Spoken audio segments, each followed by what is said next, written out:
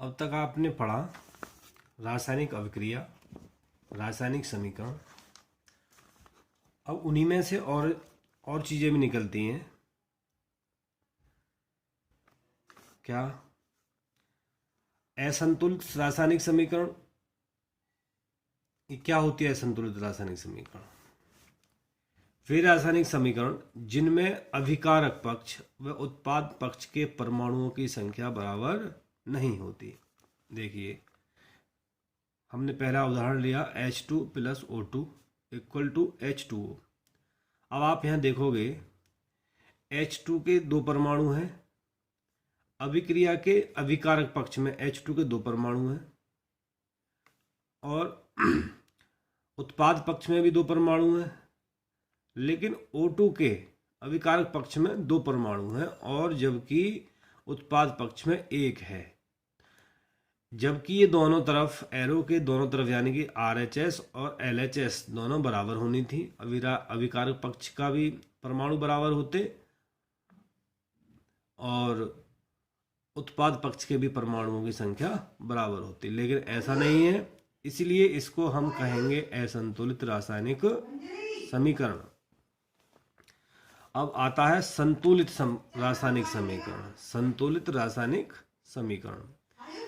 समीकरण वे रासायनिक समीकरण जिसमें अभिकारक पक्ष व उत्पाद पक्ष पर परमाणुओं की संख्या बराबर होती है। कैसे? देखो, समझो, जैसे हमने वही एग्जाम्पल लेके चल रहे हैं, H2 + O2 और H2O। अब आपको करना क्या है? हमने ऊपर देखा असंतुलित अभिक्रिया में कि वहां पर हमारी O2 की संख्या उत्पाद पक्ष में 1 थी और अभिकारक पक्ष में 2 थी। अब हमको उत्पाद पक्ष में भी उसको बराबर करना है, तो इसलिए हम इस पूरे पर जल पर 2 से मल्टीप्लाई कर देंगे। अब 2 से मल्टीप्लाई करेंगे तो उधर जल के परमाणु उत्पाद पक्ष में बढ़ जाएंगे, यानी कि 2 × 2 ये हो गए 4। इसी वजह से हमको अब अभिकारक इस रासायनिक अभिक्रिया के अभिकारक पक्ष में भी H2 को 4 करना है, इसलिए 2 से मल्टीप्लाई इधर कर दिया। तो अब ये समीकरण हो गई कैसी? संतुलित समीकरण। कैसी हो गई? संतुलित समीकरण। क्योंकि अब दोनों तरफ समीकरण के RHS में भी परमाणु की संख्या बराबर हो गई और LHS में भी संख्या बराबर हो गई। ऐसे ही Mg magnesium plus oxygen gas MgO क्या बनता है? Magnesium oxide. क्या बनता है? Magnesium oxide. अब आप देख रहे हो, हमने पहले देखा कि असंतुलित समीकरण में O की संख्या 1 थी, जबकि अभिकारक पक्ष में O2 की ऑक्सीजन की परमाणुओं की संख्या 2 थी। इसलिए अब हमने क्या करा, यहाँ 2 से मल्टीप्लाई कर दिया मैग्नीशियम ऑक्साइड में, जिससे O2 की संख्या O की तो बराबर हो गई, लेकिन Mg की संख्या बढ़ गई। इसलिए हमने अभिकारक पक्ष में भी मैग्नीशियम के साथ 2 की मल्टीप्लाई कर दी। देखो, ये समझाया, थोड़ा सा समझने की कोशिश करो तालिका से। हमारी किसी भी रासायनिक समीकरण में जो भी आप जो प्रतीक हैं तो वो क्या है? तत्व हैं। अब जैसे पहली समीकरण में तत्व क्या है? H और O। H क्या? हाइड्रोजन और O क्या? ऑक्सीजन। अब अभिकारक पक्ष जो आपका LHS है, उसमें परमाणुओं की संख्या H की 4, उत्पाद में परमाणुओं की संख्या 4 बराबर हो गई।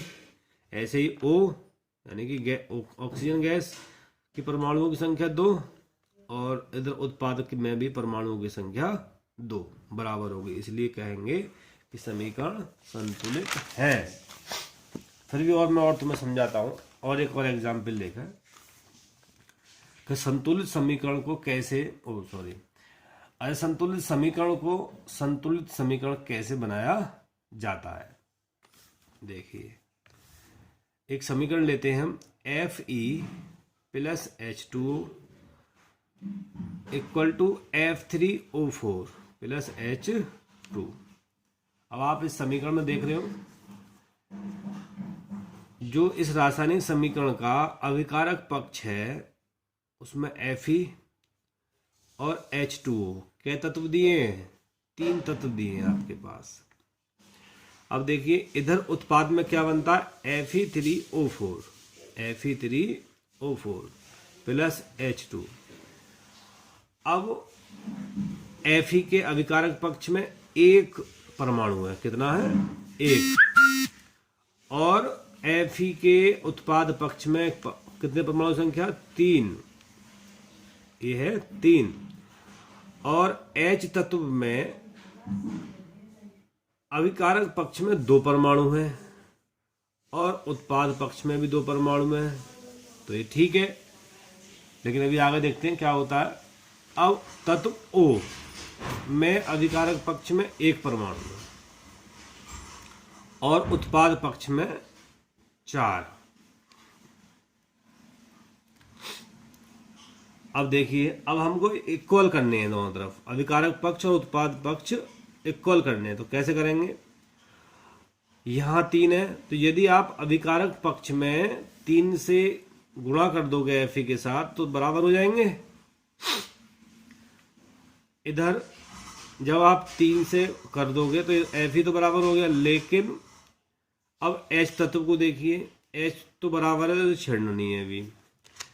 अब O का देखिए, O का अभिकारक पक्ष में 1 है और उत्पाद पक्ष में 4 परमाणु हैं। अब हम क्या करेंगे? इस H2O में 4 से मल्टीप्लाई करेंगे तो O के 4 हो जाएंगे और उत्पाद पक्ष में भी 4 हो जाएंगे। लेकिन इस जल में आपने 4 से मल्टीप्लाई किया तो तत्व H के भी परमाणु बढ़ गए। कितने हो गए? 4 × 2 तो कितने हो गए? 8। अब 8 हो गए। अब इधर रह गए केवल 2। आपको फिर उत्पाद पक्ष में H के साथ 4 से मल्टीप्लाई करना पड़ेगा जिससे कि वह भी 8 हो जाए।